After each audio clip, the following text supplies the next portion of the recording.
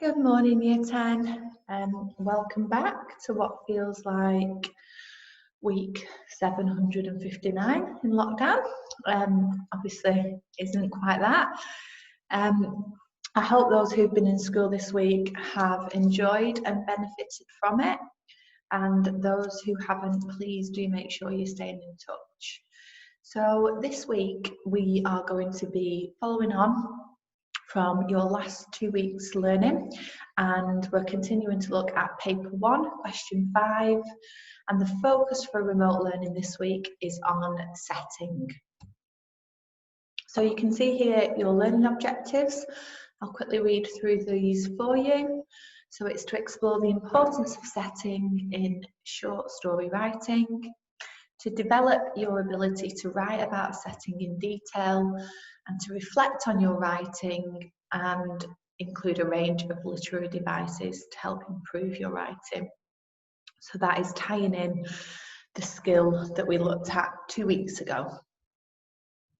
So for your do now, I want you to look at the 3 images that you can see on the screen and jot down, so bullet point is fine, or a list, which, whatever you prefer, any ideas about the type of character you might predict would live in a house like the ones below.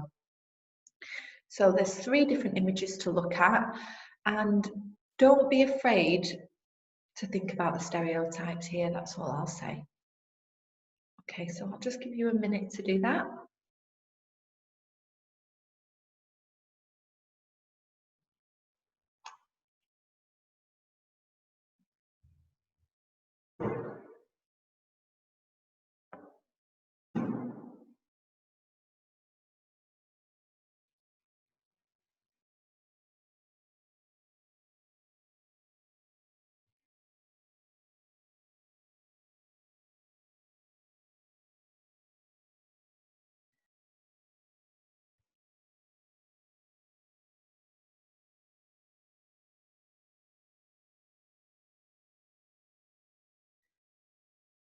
Okay, so this list isn't exhaustive, but these are some of the things that perhaps I might have come up with had I looked at these images.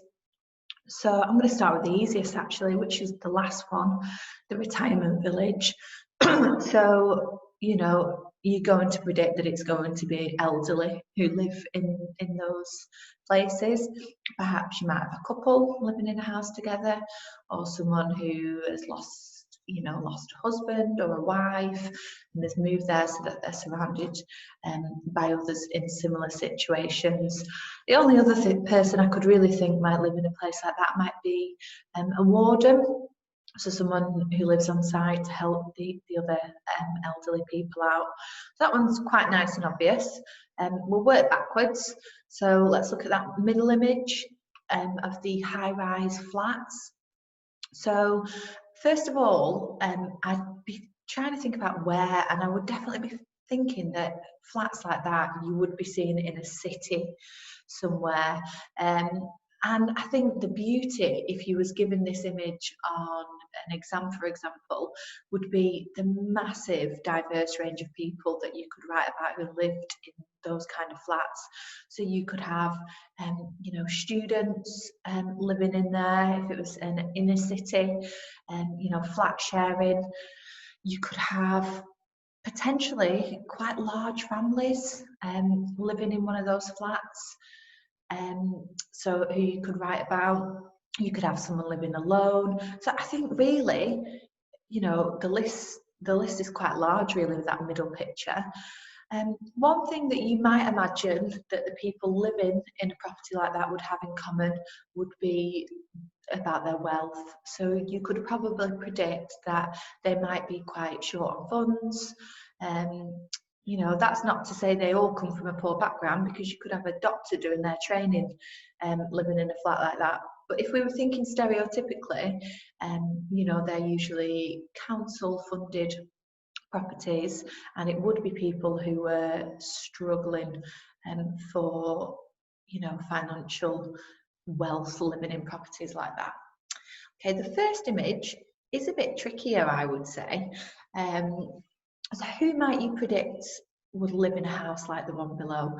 So obviously it's quite a big house, and initially I might think, oh, it'd be a family, your typical suburban family, mum, dad, a couple of children, a few dogs. But actually there's something about that image that actually makes me think it looks quite isolated. I think there's quite a lot of Gothic detail around the windows. So perhaps it might be someone living alone. Um, that actually comes to mind for me first. Now, you might have come up with totally different ideas, which is fine too. Um, but the idea of that do now was just to get you thinking about stereotypes, and I'll explain why now. So, why is the place that you set your story or your description in so important in short story writing? Well, the truth is, you are short on time during the exam, so you have to establish certain things in your reader's mind quite quickly. So one way of doing that, it can be quite advantageous to use stereotypes in your writing to help you be able to learn more about the characters. It might help you to enable a reader to relate to a character depending on where they live. It can also help to give hints about what is to come in a story. But most importantly, you want to choose a setting that is going to be interesting. And I think looking at those three settings, either of those places could come up with some really, really interesting description, a rich description to help learn more. So that's what we're working towards today. Right, so I want to give you an example based on what we've just talked about there. So helping your reader learn more about your characters through setting, relating to characters, giving hints about what's going to happen in the story, and obviously it's got to be interesting. So I'm going to read the description to you. You're welcome to mute me if you would prefer to do that on your own. And there's going to be three tasks, three options here that you can do after I've read this to you. The first one will be to write 2 sentences describing what you think Ella, who is the character, her life is like. So 2 sentences based on that description of the setting. If you want to push yourself, and maybe if you only did bronze last week, it might be a good idea to go for silver this time. Think of 3 adjectives to describe Ella's family life that haven't been used above, so they need to be your own words. And then as well, I want you to do the bronze task of writing 2 sentences. If you can't remember what an adjective is, I want you to go back to your notes from that first lesson we did on literary devices. Oh, did we talk about adjectives? I can't remember. If we didn't, you can use Google, and it'll give you an example. But I do imagine that most of you will know what that is, I hope. Now, if you want to go for the gold challenge, which I would urge everyone to at least have a go at, I want you to think about what is Ella's role in her family. What can you predict about her based on that description above? Do you think she's a likable character? Now, you can either answer those questions in bullet point form, or you can perhaps, if you've printed the PowerPoint off, you could take some notes around the PowerPoint, whatever you think's best. So here it goes with the description. Peeling yellow wallpaper covered Ella's kitchen walls. Its ends curled, signifying its long-standing role in the Duke family since long before Ella was born. Flashes of colour breathed life into the walls from her younger siblings' masterpieces, handprints, undistinguishable animals, and scribbles that would make Picasso itch. The chip worktop was covered with discarded items of clothing and the remnants of that morning's breakfast. Ella's maths revision was now covered with jam. A clothes maiden, decorated with off-white baby grows, greying school uniform shirts, and last season's football socks, demanded significant space in the already cramped kitchen and begged to be cleared away. Ella surveyed the chaos with a sigh, wondering where would she begin. Okay, so based on what I've just read to you, you now need to choose whether you're going to go for bronze, silver, or gold, and work through that task.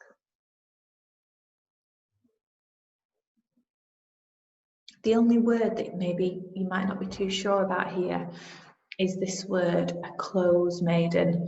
Now, if we were at school, I'd obviously be asking someone, and I know someone will know what it is. But basically, a clothes maiden is, it's like an airer for your clothes. It helps to dry your clothes on. Yeah, my house isn't Instagrammable. There's always a clothes maiden in the pictures somewhere or another.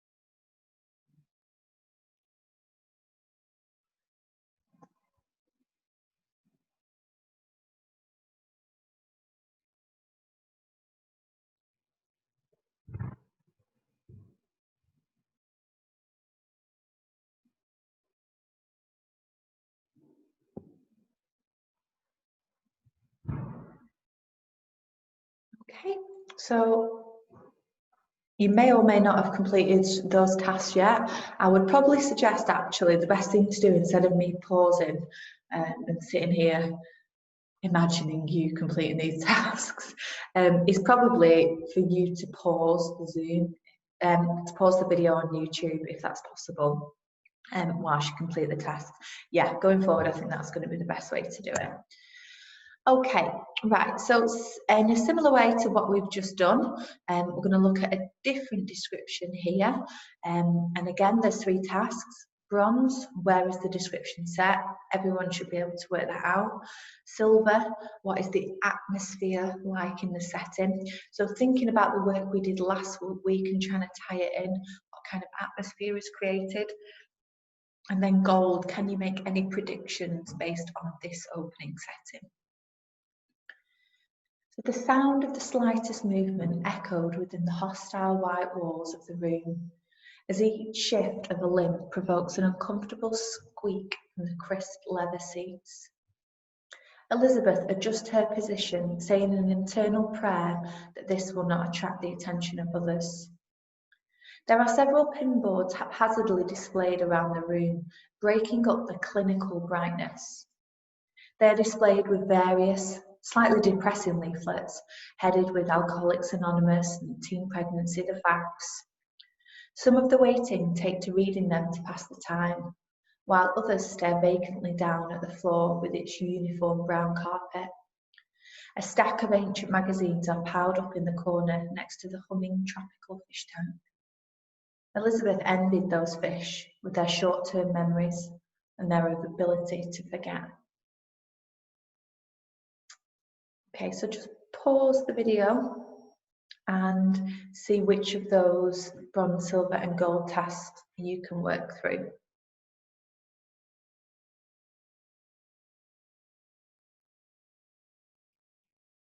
Okay, hopefully you've had a go at some of those tasks now. You press play again. So where is this description set? I'm hoping everyone was able to work out here that this is in some sort of doctor's surgery or hospital waiting room, something along those lines.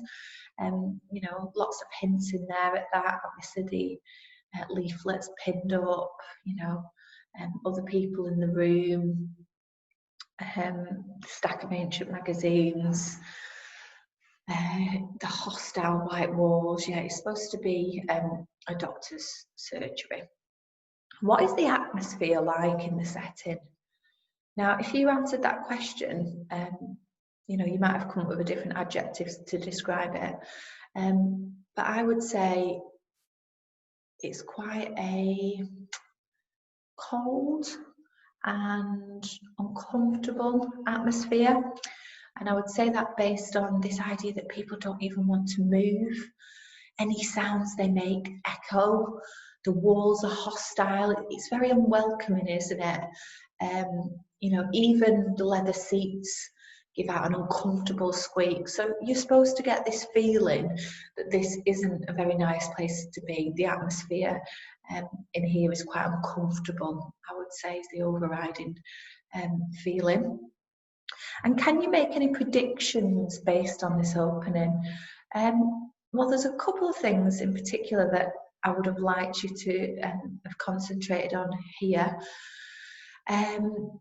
So first of all, is Elizabeth happy to be in this surgery? So she adjusts her position, saying an internal prayer, this will not attract the attention of others. I think by that I can make the assumption that she doesn't want people to know that she's there, and perhaps she doesn't like the attention of others. But mainly, I want us to look at that last line. Elizabeth envied those fish with their short-term memories and their ability to forget.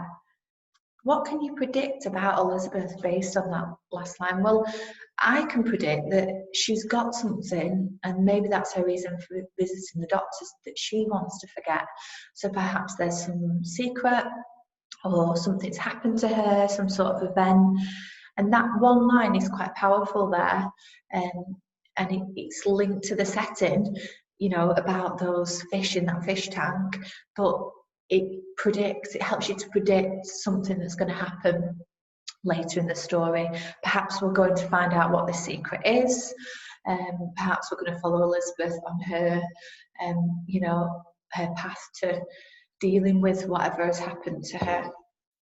Okay, so how do you get started writing your own description? Because it's all well and good me showing you two there that have been pre-prepared, you know, and these descriptions, you know, don't think they're only going to take you a minute or two to write. A really good, well thought out description, you need to be taking your time. You need to be really, really thinking about what you're going to write. And the beauty about doing this at home at the moment is if you can create a description, you know, this, you know, if obviously this one here is a doctor's surgery. Let's say you wanted to do yours in, you know, a hospital waiting room, or I don't know, a school canteen, or wherever it might be. Whatever title comes up on the exam, there will be ways of adapting that title to fit in with this setting that you've already prepared. So if you can have a really good, you know, high mark description of your setting, there's real potential for you to be able to use that in the exam. And the next slide I'm going to show you will give you 21 ideas about how you can build up setting in your writing. Now, you don't need to use all of them. I don't want to overwhelm you and you think, oh, 21. But I recommend you start with 4 and then you build it up from there. And remember, the exam board said that the best writing looked at the finer details. And this is exactly what this next activity will help you to do. So generally when students write about a setting, you know, they'll start with, this was what the weather was like, this is what it looked like, this is what I could smell, which you know, can be good. But if you're really looking for top quality writing, you need to be concentrating on those finer details. So I know the writing on this is quite small, so this should have been uploaded separately to EPAs if you are struggling to read it. And I'm not going to read through them all for you because I don't want to bore you to death, but I'll pick 5. So the first one, you know, if you're writing about your setting, you could describe a sound and then reveal what is causing that sound. Number 5, describe an object but make it sound like something else. Number 15, describe a change in the temperature of the room and the narrator's exploration of what has made that change. Number 21, describe how an object reminds the narrator of a similar object from their past. So there's loads there. Have a read through that sheet before we do anything else. You might just want to pause this PowerPoint now and just take a little bit of time to have a read through that. Okay, and then how do you actually use that list? Okay, so I want you to imagine that I am deciding I'm going to write about a peaceful classroom. There's lots of those at the moment all over the country, but not usually always peaceful. So I've decided I'm going to use off this list 13, so number 13, describe a moment of silence. Oh no, sorry. Number 13, number 14, number 1 and number 17. I do hope they can figure with what's on the sheet. I haven't changed the sheet since then. So I decided to choose 13, and this is one about the light. So table, chairs and displays felt the warm glow of the light gently stretched across them. Time stopped still. It breathed in and held its breath. Silence. The rhythm of soft scratching noises could be heard again and again as the clock watched on. Sunlight from the window blanketed itself across everything. So I've picked 4 of those from on here. I'm not sure those numbers correlate. I'm not sure if I've changed the sheet. But either way, whichever 4 you pick, you could just make sure that they link across. And I've used those to help create this idea of this peaceful classroom. I've moved the sentences around slightly because I felt that, for example, time stopped still worked better later. So let me read you this short description. Sunlight from the window blanketed itself across everything. Tables, chairs and displays felt the warm glow of the light gently stretched across them. The rhythm of soft scratching noises could be heard again and again as the clock watched on. Time stopped still. It breathed in and held its breath. Silence. Okay, so I hope you'll agree that's quite an effective description of a peaceful classroom. And now it's your turn. So all of you need to choose one of these settings here on the left and one of the moods on the right, just like we worked on last week.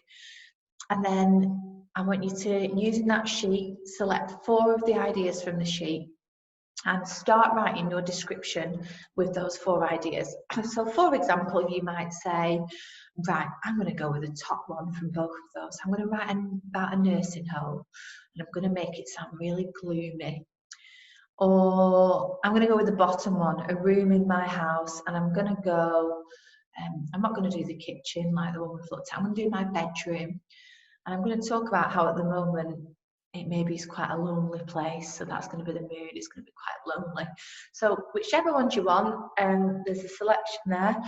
If there isn't one on there, you know, a setting or a mood, but you passionately want to use that, then feel free.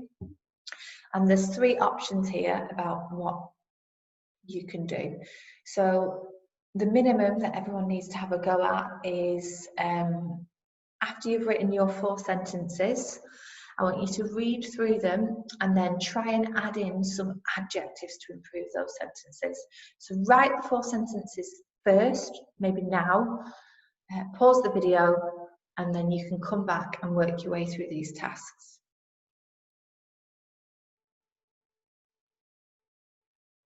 Okay, so hopefully you have written your sentences now. I'll just remind you what the bronze option was. So read through those sentences and see if you can add in any extra adjectives to improve those sentences. So for example, if you're talking about, you know, the wall, you know, could you describe the colour of the wall? Could you give that wall an emotion, so like the earlier one we saw, the hostile white walls. So see if you can add some adjectives to improve them. If you want to challenge yourself more, and again, if maybe you've only done bronze so far, have a go at this.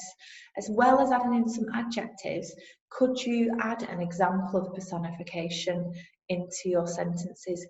You might have already done that. Well done if you have. If you have, I'm going to say to you, push yourself for this gold one. So read through those sentences. Can you add in some adjectives, some personification, and a metaphor? I'm not going to go through what all of those are. We did a lesson on this a couple of weeks ago. You should have taken notes, and it will be on EPAs if you want to refer back to it. Okay, excellent. And once you've done that, that's essentially the first lesson done for today. So you can maybe pause the video, go and get yourself a drink, have a walk around, you know, get something to eat. I don't know, whatever you want to do. Just have a little bit of a rest now, and then you can come back and finish lesson 2. Okay, so lesson 2 is going to continue with this idea of setting, and it's a bit more about applying what we did in that first session that you've already done today. So I want you to choose one of the following titles. Now, if it was, you know, I was giving you my recommendation, I would suggest perhaps choosing the story that you planned out last week, because you've already got an idea of what the story is going to be on, and it's about building that now. If you think to yourself, I'm really not happy with, you know, what I planned last week, now's maybe the chance to change that. So there are 1, 2, 3, 4, 5 options there to choose from. Pick the one you're doing, maybe get your notes from last week, and get ready for the next part. Okay, so you're now going to write about setting from one of those titles. So let's imagine that I had chosen the title Discovery. And you may remember this plan that I shared with you from last week's lesson, and it was about a teenage character who's forced to visit his granddad. He's dreading it, he's on the way in the car, there's going to be a focus on the senses, a description of his granddad in his chair, and then the mood changes to joy when his granddad makes a rude and hilarious joke as he walks over. So that was my plan, and I thought, right, I need to call this Discovery. And I use that sheet to start my description. Now, what you might find is as you start writing that you do deviate slightly from your plan, and it takes a bit of a different twist or a turn. That is absolutely fine if that happens. So the first one I picked off this sheet, I'm going to take you all the way back, is describe a sound and reveal what is causing it. I'm pretty certain the numbers on this one are correct, and I haven't messed with the sheet at this point. The continuous drone of sound rebounded off Sam's eardrums like he was wearing ear defenders as he sat slumped in the back of the car. In what felt like a violent attack, his mum raised her voice higher, breaking through the invisible barrier he had created. Okay, so in that, I've introduced the character, Sam, a sound, yeah, the continuous sound that he's trying to ignore. And then I've also introduced his mum, who's interrupting his, you know, his peaceful car journey. Number 12, describe the main source of light and how it touches things in the setting. Light poured in through the half-opened window. Like a spotlight, it focused on everything. The layers of dust on the dashboard, the lone air freshener that hadn't been replaced in months, and the discarded takeaway cartons that were crammed into the sides of each door. A reminder that his mother was now making this journey on a daily basis and rarely had time to cook or clean these days. Right, so you'll see at the beginning, I've talked about that source of light, which is basically just the light from outside coming in through the window. But I've taken that source of light and I've used a simile, like a spotlight, and I've talked about how it touches things in the car. So we've got the air freshener that hadn't been replaced for months, okay? The dust, the discarded takeaway cartons. And by using that light, I've tried to show you how this is a car of someone who is rushing about and doesn't have time to take care of it. Yeah, and they're busy, and their car is just, you know, a mode of transport. That's it. A bit like mine, to be honest. And again, in that last sentence, it's a reminder that his mother was making this journey on a daily basis and rarely had time to cook or clean these days. So yeah, this is the journey to the nursing home that we talked about in the plan here. Okay, describe an object as if it were a person. Powerful, smooth and in control, the gear stick seemed the only thing in this car that was confident in its choices, moving from one place, it should say, to the next, as though it was the easiest thing in the world. Sam envied its easy, thoughtless life. So initially you might think, why waste your time describing a gear stick?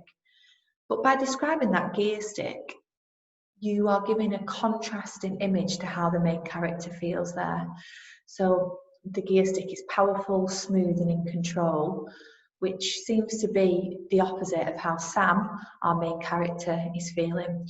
So through that setting, being inside that car, we're learning more about character there. Okay, and the final one, which I've not put a number next to, I apologise. Describe an object and then comment on how it links to, reflects the owner of the room. His mum gripped tightly onto the steering wheel, circling round and round and round and round in this continuous way, seemed apt to Sam's mum. Her constant trips to the nursing home and back seemed to be on that same unceasing cycle. Okay, so again, you know, you might think, why talk about the steering wheel? But through that steering wheel, we're learning more about his mum, about how her life at the moment is just revolving. It's going round and round in a circle, due to obviously having to visit this nursing home. So I hope that helps you. That's an example of what you can do with that sheet and how you can use it to, you know, write a really effective description. Okay, that wouldn't be my finished description of that uncomfortable car journey. I would need to sort of add little bits in, and I'll show you how I've taken those four. So I'm not just going to say, right, I just need to write 4 sentences and then I'm done. But those 4 sentences give you a base. So I've taken those 4 sentences and put them together. I've added a little bit of speech in and a little bit more description. So I will read it to you. The continuous drone of sound rebounded off Sam's eardrums like he was wearing ear defenders as he sat slumped in the back seat of the car. In what felt like a violent attack, his mum raised her voice higher in annoyance, breaking through the invisible barrier he had created. Sam, are you even listening to me? She complained. Sam didn't respond, but he was polite enough to raise his head. Light poured in through the half-open window. Like a spotlight, it focused on everything. The layers of dust on the dashboard, the lone air freshener that hadn't been replaced in months, and the discarded takeaway cartons that were crammed into the sides of each door. A reminder that his mother was now making this journey on a daily basis and rarely had time to cook or clean these days. The mess was stifling, and Sam lowered his window a fraction to breathe in some fresh air. Immediately it hit him in the face, waking him up to the reality of where they were going.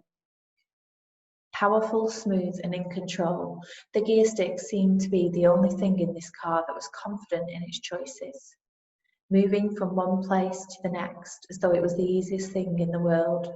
Sam envied its easiest, thoughtless life.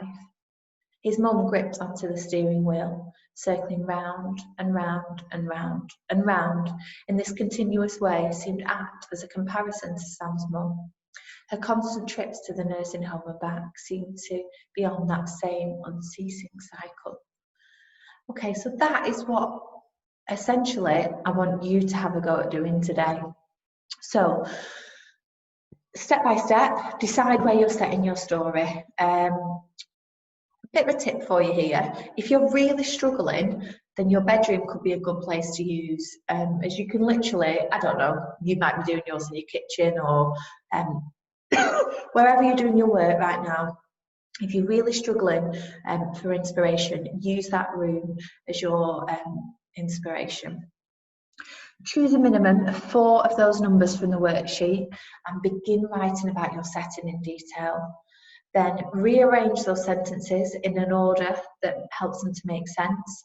And like I did here, add in some additional sentences. There might be the occasional line of speech. Here, you know, I added in about him opening the window a fraction, and I just reminded us that he was going to the nursing home. And then there are 3 options. So can you challenge yourself to add in a simile and an example of personification if you haven't done so? The silver challenge is to add simile, personification and metaphor. And the gold challenge is to also add a line of dialogue and a sentence using a colon, which you will see I have done here to introduce this list of what is in the car. Okay, once you have done that and completed that work, please submit it to your classroom teacher for some feedback. Now, as you know, we're not marking every piece of work, just as we don't when we are in school, but any longer pieces of work like this, and if you want to submit that to your teacher, they will give you some feedback, you know, on what's good and perhaps some next steps on how you can improve it. I do hope that was helpful and wasn't just me droning on. And please, as I said last time, if you have any questions and you need any help with anything, you know, do let us know. Contact your teacher through EPAs or through email. Okay, take care, look after yourselves. Bye.